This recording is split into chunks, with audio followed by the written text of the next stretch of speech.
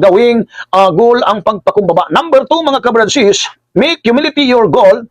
Ito po, napakahalaga pong pakinggan ito sa lahat ng tao. Dito, number 2, make humility your goal. Number 2, if you are a leader, you must accept advice even if it is not at your level. Ha?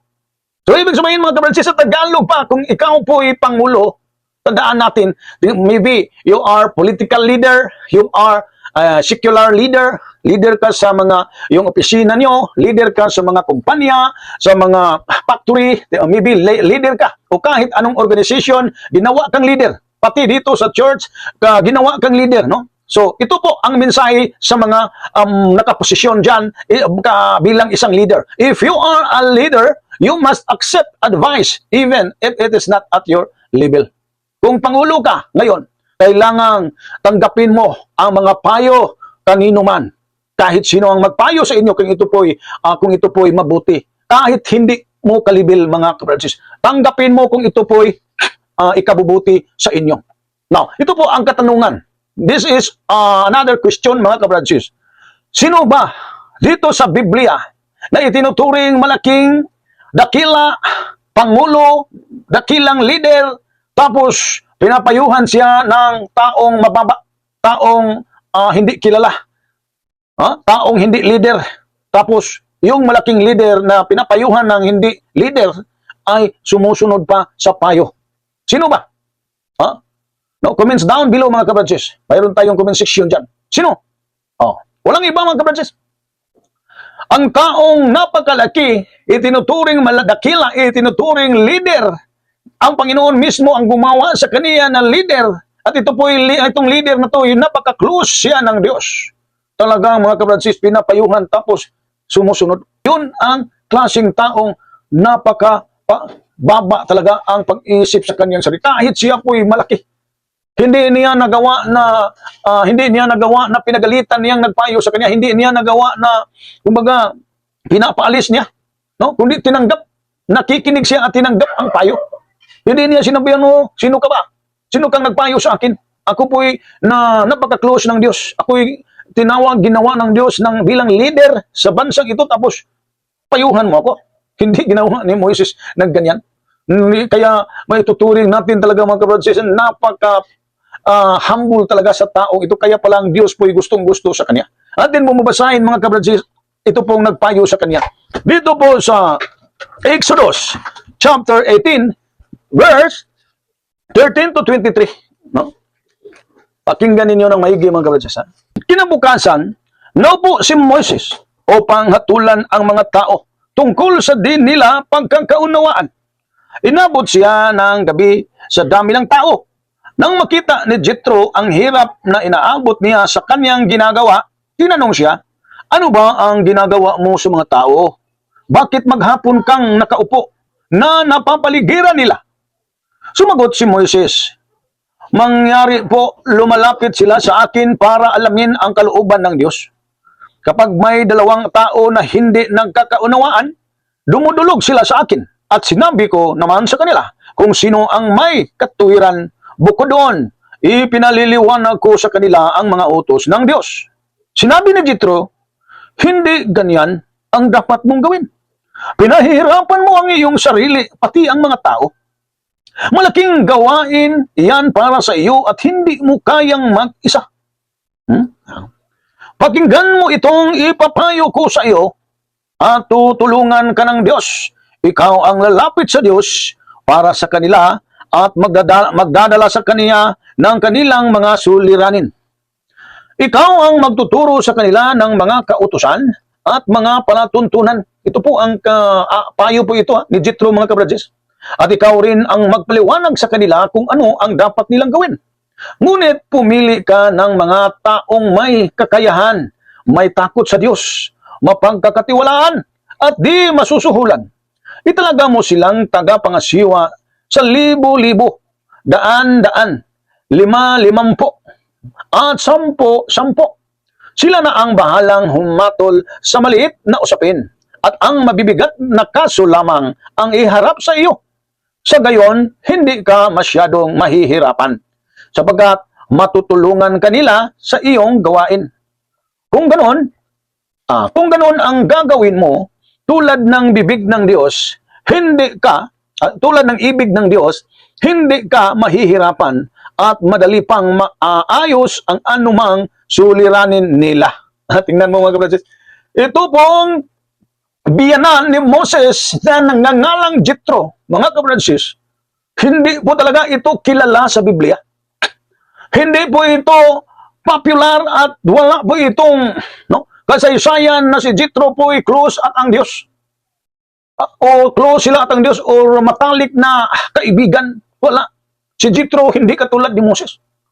Ngunit mga kapatid, nagtaka ka, bakit nagbigay ng payo ang biyanan ni Moses na si Jethro? Na hindi naman ito kilalang kilala sa Bible. Hindi naman ito kilalang kilala talaga sa pagdating sa paglilingkod ng Diyos.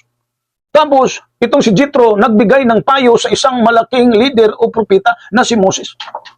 Ano bang payo niya? Dahil nakita niya ang kaniyang hipag, na si Moses, na talagang busy-busy, maghapon, umaga hanggang hapon, magdamag, maybe, ang dami talagang tao na lumapit sa kanya dahil maraming mga suliranin, kailangan sila na maraming hulusayon, marami talagang mga suliranin, tapos i-counsel sila ni Moises. At tapos may mga tao pang gusto na matuto at gusto rin na makarinig sa kalooban ng Diyos. Ang dami talagang lumalapit ni Moises para magpaturo, para magpahatol, para naman ay mayroong mga nag-away dyan. Siya talaga ang solve talaga. Siya talaga ang payo talaga siya. So, nakikita ni Jethro na kanyang biyanan, napakahirap para na mag-isa si Moses na magbigay ng sitol sa mga problema sa mga Israelita. Kaya ang payo ni Jethro, kailangan kang magpili ng mga leader, mga taong mapagkatiwalaan, mga taong hindi masusuhulan. Magpili ka ng mga leader para sila na ang bahala sa mga maliliit na usapin, maliliit na mga problema, at yung mga malalaki sa iyo. So, hindi ka na mahihirapan na mag-isa. Tapos, ano bang nangyari mga kabradsis sa payo ni Jethro mga kabradsis? Ano bang ginagawa ni Moises mga kabradsis? Tinanggap ba ito ni Moises ang payo ng kanyang biyanan? Tingnan natin sa versikulo 24 mga kabradsis. Sa verse 24, ang sabi po dito, matamang pinakinggan ni Moises ang sinabi ng kanyang biyanan at sinunod niya ito. Talaga mga kabradsis, walang pagdalawang isip si Moises mga kabradsis, na unawaan at kaniyang nakita at naintindihan na ito po'y napakabuti na payo sa kaniyang biyanan dahil tugma talaga sa kaniyang pangailangan para siya po'y mag-survive. Anong ginawa ni Moises? Tinanggap ni Moises ang payo ng kanyang biyanan. Hindi siya nagdadalawang isip. Talagang tinanggap at ginawa ang lahat ng sinasabi ng kanyang biyanan. Pumili siya ng may mga potensyal na magiging pinuno sa grupo. Libo-libo, daan-daan, 50-50, tapos 10-10. Kaya may mga leader ng mga grupo na yan. Yun na ang tagapamahala sa mga maliliit na usapin, problema, mga bagay. Kaya mga kabradsis, ito, napaka-epektibo ang payo ni Jethro mga kabradsis. Kaya yun talaga, yan ang pagkatandaan. Pag leader ka talaga, kahit gaano kalaki ang posisyon mo, kahit anong klase ka na leader, malaking leader ka, kailangan mong tumanggap ng mga payo kung ito po'y ikabubuti sa inyo. Huwag pairalin yung pride mga kabradsis. Huwag pairalin yung ugaling mataas. Ayaw talaga na mapayuhan, ayaw tumanggap ng mga pagtuturo sa iba. Yun mga kabradsis. Then who else mga kabradsis? Sino pa mga kabradsis? Sino pa ang tinuturing malalaking leader, closest to God, and then tapos napagkatalik ng Diyos? Sino pa na mga malalaking leader sa Biblia na ito po'y pinapayuhan ng mga hindi kilalang tao? Sino pa? Ito mga kabradsis, ang isa pang tinatawag na malaking leader tapos pinapayuhan lang ng isang binata mga kabradsis. Hindi bata na maliliit, kundi bata. Yung youth talaga mga kabradsis. Young people or young man talaga ang nagpayo ni Job mga kabradsis. Ito po mga kabradsis, sino po ang malaking leader na close to God, na talagang pinapayuhan lang ng isang hindi kilala? Ito pong si Job mga kabradsis. Pinapayuhan siya sa isang binata, sa isang young man na nagngangalang Elihu or Elihu mga kabransis. Elihu is the young man who advises Job and his friends mga kabransis. Mababasa natin dyan sa Job 32 up to sa Job chapter 32 and chapter 33, chapter 34, 35, 36, 37. Yung mga chapter na yan ay talagang puro talaga yon, no? Puro payo, puro sermon ng isang batang Elihu na nagsisirmon sa mga matatanda na sila si Job at sa kanyang mga kaibigan. At dapat na atin pong babasahin talaga mga kabransis, dito po sa Job 32, babasahin ko na lang sa Bisaya mga kabransis, no? Dahil yung Biblia kong Tagalog, na ito po Bisaya mga kabransis, ha? Kasi ang Bibliang Tagalog ay parang napunit, ano ba napunit? Yun, napunit talaga, no? Nawala ng ibang pages mga kabransis. Kaya ito na lang, no? Babasahin ko na lang. Verse 1 up to 6. Ito. Busang kining tutulo ka tao minghunong sa pagtubag kang Job, kay matarong man siya sa iyang kaugalingong mga mata.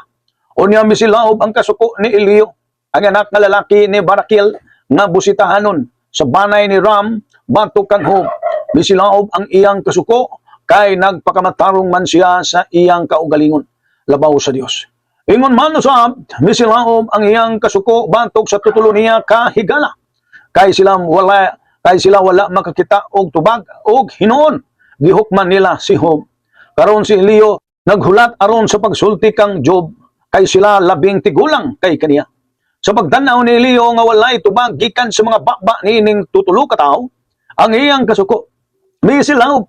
Og si Elihu anak nga lalaki ni Barakil nga busitahanon mitubag og miingon, ako batanon og kamo mga tigulang kayo. Tungod nini, ako nagpugong og wala mga sa pagpahayag kaninyo sa akong nauna. Versikulo 12. Oo, ako nagtambag kaninyo. O ganiya karon walay usa nga nakalukmay kang Job, kung wala kaninyo ing nakatubag sa iyang mga pulong. 18. Kaya ko puno sa mga egsusulte, ang espiritu nga niya kanako nagpugos kanako. Aniya karon nga akong dughan ingon sa bino nga walay hulungawan, ingon sa magong panit nga suludlan sa bino nga hapit na mobuto.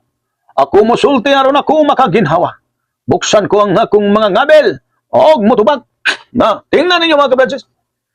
Isang batang Elihu, binata, young man, tapos siya po'y tahimik na nakikinig sa debate, sa pakipag-debate ni Job against his three friends. Itong tatlong higala, itong tatlong kaibigan ni Job ay bumisita doon kay Job, no? And then, yung panahon na yan, talagang nasa trial, under trial si Job, talagang punong-puno ng punong-puno ng mga source. Tapos nangyari ang malaking pagtatalo-talon ni Job against sa tatlo niyang mga kaibigan. Dito, mga kabransis, kung atin pong tingnan ang mga sermon, mga payo, talagang galit na galit itong binatang si Elihu. Dahil talaga nang narinig ng binatang ito na ito pong tatlong kaibigan ni Job na mapapanghusga. Tapos ito naman si Job ay talagang umiral po ang kanya pong ego mga kabransis. No? Kumbaga pride mga kabransis. Kaya nagtalo-talo sila. Nang hindi na napigilan ng binatang ito, talagang binuksan niya ang kanyang bibig, ang kanyang bibig or labi para daw siya makaghinawa. Dahil ito po ang espiritu na sa kalooban niya po ay nagpuwersa. No? Pinipilit talaga si Elihu na magsalita. Nang nagsalita itong si Elihu, talagang galit na galit siya. Lumalabas talaga siyang nagagalit sa apat na to, Job at sa kanyang tatlong kaibigan. Yun ang nangyari mga brothers. Sinirmonan, no? Pinayuhan. Nawakinig kayo. No? Yun ang sabi, yun ang ating maunawaan ng isang binatang Elihu. Ito po si Elihu. Tandaan mo, Hindi rin ito kilala. Wala namang nakasulat sa Biblia na si Elihu po'y close na close sa Diyos. No? Kumpara ni Job, talagang ina-appreciate ito si Job ng Diyos sa harap ni Satanas. Talagang kilalang kilala si Job na talagang close, matalik, yung close, ang closeness ni Job at ang Diyos. So tinuturing si Job talaga ay malaking tao dahil napaka-close siya ng Diyos. Tapos, sinirmonan, pinanggalitan ng isang young man, batang-bata na si Elihu. At saka yung tatlong kaibigan niya, mga matatanda na sila. Tapos, isang bata ay nagsasalita na magbigay tayo, na magbigay na koreksyon sa apat na tao, si Job at saka tatlong kaibigan niya. Yun talaga mga kabradsis ang tanda. Na nakita natin kung atin pong ang kinabuuan talaga ng istoryang ito sa chapter 32 hanggang chapter 37, makikita mo talaga dyan kung babasahin, napakahaba lang talaga eh. No? Maubusan po talaga tayo ng oras. Wala na po tayong oras dahil napakahaba ang istoryang ito, ang sermon ng batang ito. Pagdating sa dulo mga kabransis, sila, si Job at saka yung mga kaibigan niya, kinumpronta ng Diyos at sila po'y parang namulat ang kanilang mga mata na sila po'y nagkasala. Si Job po'y nagsisisi sa harapan ng Diyos, pinatawad ng Diyos at pinarusahan ng Diyos ang tatlong niyang kaibigan na humusga kay Job. Yun ang kasaysayan sa dalawang malaking leader mga kabransis.